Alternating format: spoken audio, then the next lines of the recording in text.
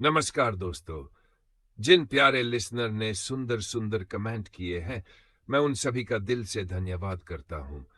और कहानी के आखिरी भाग में उनके नाम इस कहानी के आखिर में जरूर लिए जाएंगे। तो दोस्तों, आप सुन रहे हैं स्टोरी शॉट, जहां कहानियां सिर्फ सुनाई नहीं जाती, बल्कि आंखों के सामने जिंदा कर दी जाती हैं। ऐसी एक कहानी जो आपको ले चलेगी 1884 के उस पुराने दौर में, जब भारत पर अंग्रेजी हुकूमत हुआ करती थी और उत्तराखंड के घने जंगलों के बीचों बीच जो बरेली से हल्द्वानी और काठगोदाम तक बिछाई जानी थी। दोस्तों, ये कहानी है एक 16 साल के नौजवान मजदूर की, जो शाम ढलते ढलते अंधेरे में यूं गायब हो गया जैसे वहां कभी था ही नहीं। ना कोई चीख और ना कोई गुर्राहट आई, बस चारों ओर घने जंगल की खामोशी। और फिर अगली सुबह पटरी के पास मिले खून और घसीटे जाने के निशान, और साथ ही मिले बड़े बड़े पंजों के निशान, जिन्हें देखकर हर कोई एक ही नाम फुसफुसाने लगा, आदमखोर बाघ। ये कहानी ब्रिटिश भारत के उन घने जंगलों की है, जहां ये बाघ सिर्फ एक जानवर नहीं था, बल्कि चलती फिरती मौत था, जो सोच समझकर बहुत शातिर तरीके से इंसानों का शिकार करता था। तो दोस्तों, अपनी सांसें थाम लीजिए, क्योंकि अब शुरू होने जा रहा है मौत और इंसान के बीच का वो खूनी खेल, जिसमें जीत अक्सर जंगल की होती है। तो चलिए दोस्तों, अब शुरू करते हैं, जिसका नाम है खौफनाक रात। भाग दूसरा। दोस्तों, पहले भाग में आपने सुना कि जब शाम ढलने को थी, जंगल में रेल की पटरी बिछाने का काम चल रहा था, और 16 साल का एक नौजवान भूरा, जो पटरी के पास वाली मिट्टी समतल कर रहा था, बाकी सभी मजदूरों से काफी पीछे रह गया था। भूरा बिल्कुल नहीं जानता था कि कोई बाघ पास की झाड़ियों से उस पर नजर रख रहा है। जब बाघ ने उसे अकेला देखा, तो एक ही छलांग में भूरा पर झपटा, और हमला इतना सटीक था कि भूरा चीख भी ना सका। और उसी पल बिजली की फुर्ती से भूरा को अपने जबड़े में उठाकर झाड़ियों में गायब हो गया। और कुछ देर बाद जब छुट्टी हुई, तो भूरा को वहां ना पाकर मजदूर भीमा ने उसको आवाज लगाई।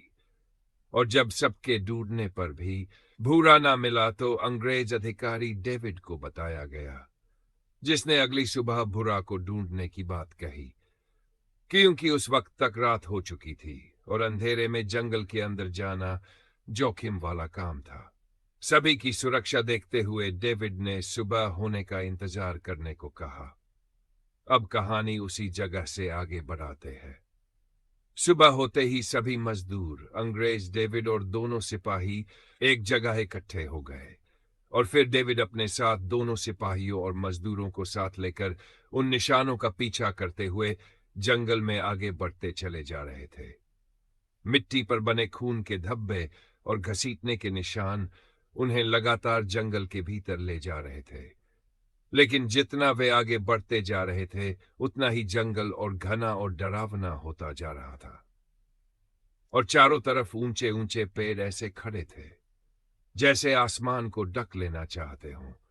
उनकी शाखाओं के बीच से छनकर आती सुबह धूप भी जमीन तक पहुंचते पहुंचते कमजोर पड़ जाती थी। वक्त सुबह के लगभग 8 बज चुके थे। सूरज पूरी तरह निकल आया था, लेकिन इसके बावजूद उस जंगल के भीतर अजीब सा अंधेरा और सन्नाटा पसरा हुआ था, जो हर कदम पर डर का एहसास करवा रहा था। पेड़ों से पक्षियों की आवाजें चहचहा रही थी, लेकिन वे भी राहत नहीं, बल्कि एक अनजानी चेतावनी जैसी लग रही थी। मजदूरों के चेहरे पर पसीना और घबराहट साफ दिखाई दे रही थी। हर कोई बार बार पीछे मुड़कर देख रहा था, मानो उसे महसूस हो रहा हो कि कोई न कोई उन्हें छुप कर देख रहा है। डेविड सबसे आगे चल रहे थे, राइफल मजबूती से पकड़े हुए। उनकी नजर हर झाड़ी, हर पेड़ के तने और हर हिलते पत्ते पर थी। उन्हें साफ लग रहा था कि यह सिर्फ निशानों का पीछा नहीं है, बल्कि एक ऐसे शिकारी के इलाके में दाखिल होना है जो दिन के उजाले में भी हमला करने से नहीं हिचकता। जैसे जैसे वे और अंदर बढ़ते गए, हवा में नमी और सदांत की गंध तेज होती गई, और हर किसी के दिल में यही डर गहराता चला गया कि ये जंगल अब उन्हें वापस जाने का रास्ता आसानी से नहीं देने वाला। नीचे की मिट्टी अब सख्त होने लगी थी, इसलिए किसी तरह के साफ निशान दिखाई नहीं दे रहे थे। लेकिन इसके बावजूद डेविड ने सबको सावधान करते हुए सख्त लहजे में कहा कि सब लोग एक साथ रहेंगे, कोई भी पीछे या आगे अकेला नहीं जाएगा।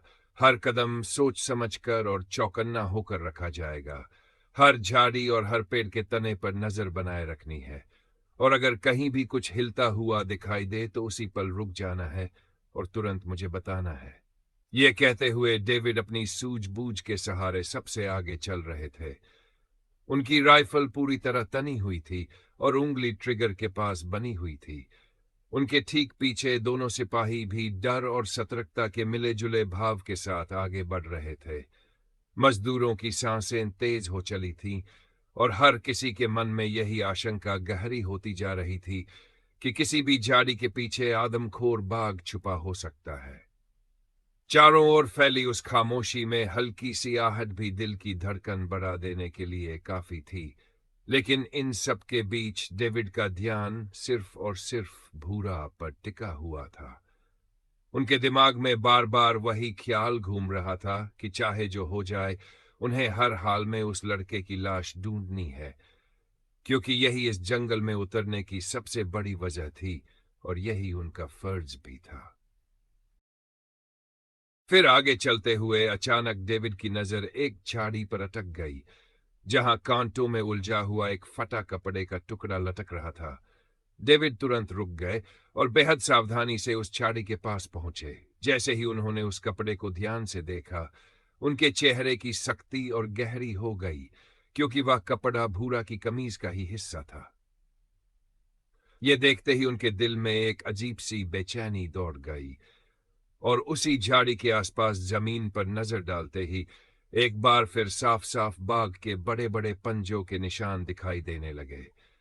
उनके साथ साथ खून की छोटी छोटी बूंदें भी मिट्टी पर जमी हुई थीं, क्योंकि वहां की मिट्टी अब भी कच्ची और नर्म थी। इन निशानों ने पूरी कहानी को और भी भयावह बना दिया। ये मंजर देखते ही सबके चेहरों पर डर साफ छलकने लगा। कुछ मजदूर अनायास ही एक दूसरे के और करीब सट गए।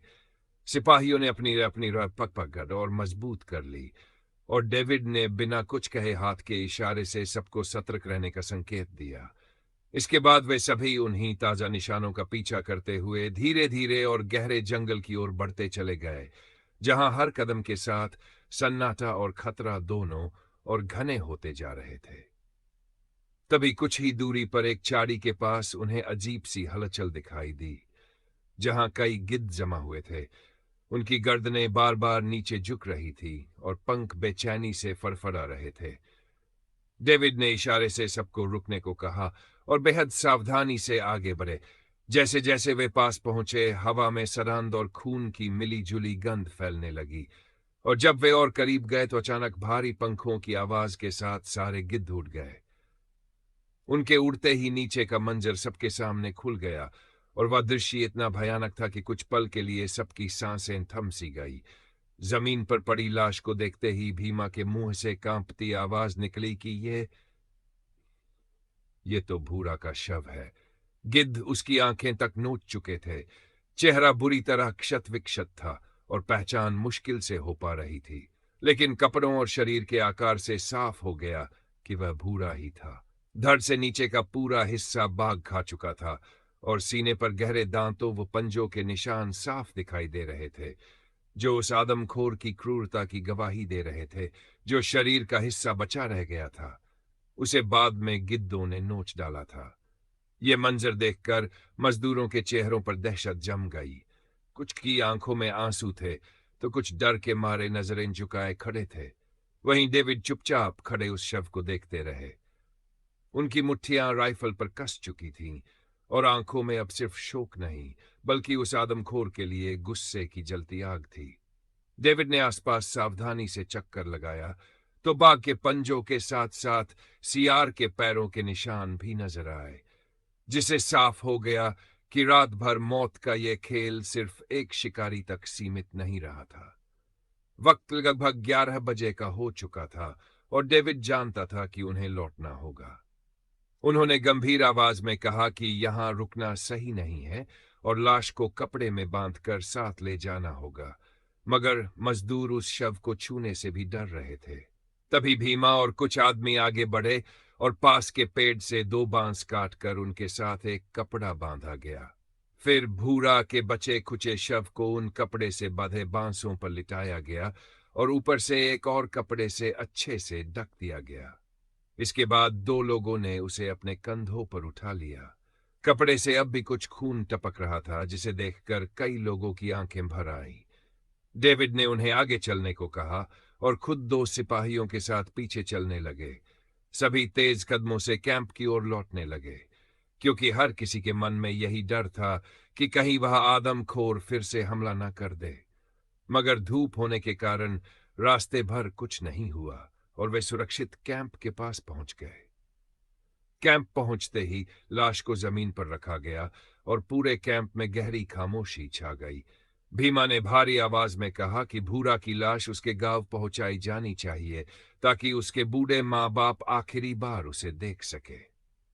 डेविड ने सिर हिलाकर हामी भरी और 2 आदमियों को पास के गांव से बैलगाड़ी लाने भेजा। थोड़ी देर बाद बैलगाड़ी आई और भूरा की लाश को एक और कपड़े में लपेटकर उस पर रखा गया। डेविड ने अपनी तरफ से भूरा के घर वालों के लिए पैसे दिए और भीमा को आने जाने के लिए अलग से रकम थमाते हुए कहा कि गांव में जाकर कहना कि साहब उसकी मौत का बदला उस आदमखोर से जरूर लेंगे और उसके माँ बाप से मिलने भी आएंगे। बैलगाड़ी के कैंप से निकलते ही बाकी मजदूर देर तक उसे चुपचाप देखते रहे। उस दिन रेल लाइन का काम पूरी तरह बंद रहा, क्योंकि भूरा की मौत ने पूरे कैंप की हिम्मत तोड़ दी थी। हर चेहरे पर डर लिखा था और हर दिल में यही सवाल घूम रहा था कि अगला शिकार कौन होगा। डेविड ये सब देख रहे थे और समझ चुके थे कि इस डर को अगर अभी नहीं रोका गया तो मजदूर काम छोड़ सकते हैं। इसलिए वे उनके बीच पहुंचे और सख्त लेकिन भरोसे भरी आवाज में कहा कि डरने की जरूरत नहीं है। मैं उस बाघ को बहुत जल्द मार डालूंगा और अब किसी और की जान नहीं जाएगी। आज रात से मैं और दोनों सिपाही पहरे पर रहेंगे। आज काम बंद रहेगा और हालात देखकर आगे फैसला होगा। उनकी बातों से मजदूरों को थोड़ी राहत जरूर मिली, लेकिन जंगल की ओर देखते ही सब जान गए कि उस घने अंधेरे में अब भी एक आदमखोर सांस ले रहा है, जो अगली चाल चलने का इंतजार कर रहा है। उसके बाद डेविड ने गंभीर आवाज में बाकी मजदूरों से कहा कि शाम ढलने वाली है, इसलिए बिना देर किए जल्दी से खाना बना लिया जाए और पूरे कैंप के चारों ओर आग जलाई जाए, ताकि कोई भी जंगली जानवर पास आने की हिम्मत न कर सके। उन्होंने साफ हिदायत दी कि रात के समय कोई भी मजदूर अकेले टेंट से बाहर नहीं निकलेगा। ये कहते हुए डेविड पास खड़े सिपाहियों की ओर बढ़ गए, जो पहले से ही काफी घबराए हुए थे, क्योंकि भूरा की आधी खाई लाश देखने के बाद उनके मन में भी उस आदमखोर बाघ का खौफ घर कर चुका था। लेकिन डेविड को पास आते देख दोनों सिपाही अपने डर को छुपाते हुए एकदम सतर्क हो गए। डेविड ने उनके पास पहुंचते ही कहा कि आज की रात तुम दोनों को पूरी रात जागकर पहरा देना होगा। किसी भी हाल में लापरवाही नहीं होनी चाहिए। और उन्होंने ये भी साफ कर दिया कि वे खुद भी अपनी राइफल के साथ पूरी तरह चौकन्ने रहेंगे। डेविड ने उन्हें निर्देश दिया कि अगर जरा सी भी कोई आहट, हलचल या संदिग्ध आवाज सुनाई दे तो बिना समय गंवाए आकर उन्हें सूचना दें। इतना कहकर डेविड अपने टेंट की ओर लौट गए। उधर मजदूर लकड़ियां इकट्ठा करने लगे और देखते ही देखते कैंप के चारों ओर आग जलाई जाने लगी। सूरज अब पूरी तरह पहाड़ियों के पीछे छिप चुका था और अंधेरा धीरे धीरे पूरे इलाके पर छाता जा रहा था। कैंप में खाना जल्दी जल्दी तैयार किया गया और फिर सबको खाना बांटा जाने लगा। डेविड अपने टेंट में बैठे थे, उनके सामने खाना रखा था, लेकिन भूरा का चेहरा बार बार उनकी आंखों के सामने उभर आ रहा था। उसकी उम्र, उसकी मासूमियत और उसकी दर्दनाक मौत का ख्याल उनके मन को अंदर तक मथ रहा था। खाना उनके गले से नीचे उतरने का नाम नहीं ले रहा था। बड़ी मुश्किल से उन्होंने आधा खाना खाया और फिर उठकर बाहर आ गए। बाहर निकलते ही उन्होंने उस घने अंधेरे जंगल की ओर गुस्से और नफरत से भरी निगाहों से देखा, मानो मन ही मन उस आदमखोर को चुनौती दे रहे हों। हवा में आग की गंध, जलती लकड़ियों की चटक और चारों ओर पसरा सन्नाटा मिलकर उस रात को और भी भारी बना रहे थे। और डेविड के भीतर ये यकीन और पक्का होता जा रहा था कि ये लड़ाई अब सिर्फ एक मजदूर की मौत की नहीं, बल्कि इंसान और जंगल के उस खूनी शिकारी के बीच आखिरी हिसाब की होने वाली है। मजदूरों ने भी जैसे तैसे खाना खा लिया था, लेकिन भूरा की मौत का सदमा हर किसी को भीतर तक झिंझोड़ रहा था। फिर भी वे जानते थे कि हालात चाहे जैसे हो, काम तो करना ही होगा, क्योंकि काम रुकेगा तो घर का चूल्हा भी ठंडा पड़ जाएगा। यही सोचकर सबने मन को कड़ा किया और खाना खत्म कर अपने अपने टेंटों में दुबक कर बैठ गए। अंधेरा अब पूरे जंगल में किसी भारी चादर की तरह फैल चुका था और जंगल से आती सर्द हवा सबकी रूह तक को कंपा रही थी। जो मजदूर रोज हंसी मजाक से कैंप को गुलजार रखते थे, आज वही लोग चुपचाप सिर झुकाए बैठे थे, मानो शब्द भी शोक मना रहे हों। उनका प्यारा साथी अब उनके बीच नहीं रहा था और हर कोई अपने अपने ढंग से उसे याद कर रहा था। खाना खाने के बाद दोनों सिपाही अपनी ड्यूटी पर आ गए, क्योंकि आज उन्हें पूरी रात जागकर मजदूरों के कैंप के आगे पहरा देना था। कैंप के सामने जलती आग कुछ हद तक रोशनी और सुरक्षा का एहसास करा रही थी, और आग पूरी रात जलती रहे इसके लिए उसमें मोटी मोटी लकड़ियां डाल दी गई थी, और यही इंतजाम पूरे कैंप के चारों ओर किया गया था। डेविड हालचाल लेने मजदूरों के पास पहुंचे और सबको भरोसा दिलाया कि वे आराम से सोएं, डरने की कोई बात नहीं है। दोनों सिपाही बाहर पहरा देंगे। इतना कहकर डेविड वापस अपने टेंट में चले गए। जंगल अब पूरी तरह खामोश हो चुका था। बीच बीच में कभी किसी हिरन की दूर की पुकार गूंजती और फिर सन्नाटा और गहरा हो जाता। धीरे धीरे वक्त बीतता गया और डेविड की भी आंख लग गई। बाहर दोनों सिपाही पहरे पर खड़े हर दिशा पर नजर टिकाए हुए थे। मजदूर भी सो चुके थे और कैंप में जलती लालटेनें और आग ही रात के अंधेरे में एकमात्र सहारा बनी हुई थी। वक्त शायद रात के 12 बज चुके थे कि तभी जंगल की ओर से उल्लू की डरावनी पुकार सुनाई देने लगी, जो कैंप से कुछ ही दूरी पर थी। दोनों सिपाहियों ने चौकन्ने होकर उस ओर देखा, लेकिन वहां कोई और हलचल नहीं दिखी। कुछ देर बाद उनमें से एक ने धीमी आवाज में कहा कि उसे नींद आने लगी है, लेकिन दूसरे ने फौरन याद दिलाया कि साहब ने पूरी रात पहरा देने को कहा है। हम दिन में सो लेंगे, मगर अभी जागना होगा। वह बात मान गया और दोनों जलती आग के पास बैठ गए, क्योंकि लगातार खड़े खड़े वे थक चुके थे। फिर भी उनकी आंखें और कान जंगल की ओर ही लगे हुए थे।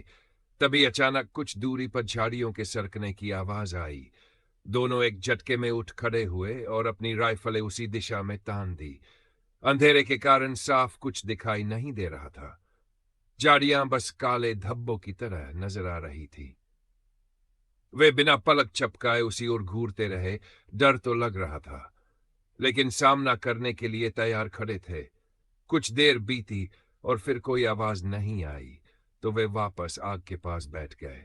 लेकिन तभी उसी दिशा से किसी जानवर के गहरी सांस लेने की आवाज सुनाई दी। यह सुनते ही दोनों सिपाहियों का दिल जोर जोर से धड़कने लगा, और वे समझ गए कि यह वही आदमखोर है जो अंधेरे का फायदा उठाकर उन पर नजर रखे हुए है। अब दोनों के हाथ कांपने लगे थे और राइफलें भी भारी महसूस हो रही थीं। फिर भी उन्होंने बिना नजर हटाए उसी अंधेरे की ओर देखना जारी रखा और उंगलियां ट्रिगर पर जमी रही, लेकिन वह चीज अंधेरे से बाहर नहीं आई। शायद जलती आग की वजह से आगे बढ़ने की हिम्मत नहीं कर पा रही थी। इसी तनाव के बीच पूरी रात बीत गई और कोई अनहोनी नहीं हुई। फिर धीरे धीरे सुबह हुई और सवेरे के पक्षियों की चहचहाहट से पूरा जंगल गूंज उठा। डेविड नींद से जागे और टेंट से बाहर निकले। दोनों सिपाहियों को अब भी खड़े देख उन्होंने चैन की सांस ली। थोड़ी देर में मजदूर भी एक एक करके बाहर आने लगे, और ये देखकर डेविड को राहत मिली कि रात गुजर गई और इस बार मौत ने कैंप को छुआ नहीं था। मगर जैसे ही दोनों सिपाहियों ने डेविड को बताया कि रात में कोई जानवर कैंप से कुछ दूरी पर झाड़ियों में छिपकर उन पर नजर रखे हुए था, डेविड का चेहरा सख्त हो गया। उन्होंने बिना एक पल गंवाए अपनी राइफल उठाई और उसी दिशा में चल पड़े जहां सिपाहियों ने इशारा किया था। सुबह की हल्की रोशनी जंगल के भीतर मुश्किल से घुस पा रही थी और ओस से भीगी जमीन अभी नरम थी। डेविड ने कुछ कदम चलते ही जमीन पर नजर डाली तो उनका दिल और दिमाग दोनों एक साथ सन रह गए। मिट्टी पर साफ साफ वही बड़े और गहरे पंजों के निशान बने हुए थे, बिल्कुल वैसे ही जैसे भूरा की लाश के पास मिले थे। नुकीले नाखूनों की लकीरें, पंजों का फैलाव और उनका वजन, सब कुछ एक ही बात चीख चीख कर कह रहा था कि वही आदमखोर बाघ रात में यहां तक आ चुका था। डेविड ने चारों ओर नजर घुमाई, झाड़ियों को देखा। टूटे हुए पत्ते और रौंदी हुई घास इस बात की गवाही दे रहे थे कि बाघ काफी देर तक कैंप के आसपास मंडराता रहा था। बस आग की दीवार ने उसे आगे बढ़ने से रोक लिया था। उस पल डेविड समझ चुके थे कि खतरा टला नहीं है, बल्कि अब और करीब आ चुका है। यह आदमखोर डरकर भागने वाला नहीं था, वह इंसानों की आदतों को समझ रहा था, उनकी कमजोरियों को परख रहा था। डेविड के माथे पर चिंता की लकीरें साफ उभर आई और उन्होंने मन ही मन सोचा कि अगर यह बाघ इतना निडर होकर रात में कैंप तक आ सकता है, तो आगे क्या होने वाला है? कौन उसका अगला शिकार बनेगा? मजदूर, सिपाही या फिर कोई और? अब यह सिर्फ काम या नौकरी का मामला नहीं रह गया था, बल्कि इंसानी जानों और उस जंगल के आदमखोर के बीच सीधी जंग बन चुकी थी। दोस्तों, यहीं पर आज की ये खौफनाक दास्तान एक और डरावने मोड़ पर आकर थम जाती है, जहां आदमखोर बाघ अब सिर्फ जंगल में नहीं, बल्कि इंसानों के बिल्कुल करीब आ चुका है। डेविड समझ चुका है कि ये शिकार यूं ही खत्म नहीं होगा और अगली रात और भी भयानक होने वाली है, क्योंकि अब मौत रास्ता ढूंढ चुकी है। इस कहानी का अगला भाग बहुत जल्द स्टोरी शॉर्ट चैनल पर आने वाला है, जहां शुरू होगी इंसान और आदमखोर के बीच जिंदगी और मौत की सीधी टक्कर, जहां हर गोली, हर कदम और हर सांस किसी की आखिरी हो सकती है। अगर आप इस डरावने सफर का अगला हिस्सा मिस नहीं करना चाहते, तो अभी चैनल को सब्सक्राइब करें, वीडियो को लाइक करें और अपनी राय कमेंट में जरूर बताएं, क्योंकि स्टोरी शॉर्ट पर कहानियां यहीं खत्म नहीं होती, यहां से डर शुरू होता है। तो मिलते हैं अगले भाग में, तब तक के लिए इजाजत दीजिए। शुभ रात्रि और याद रखिए, जंगल कभी सोता नहीं।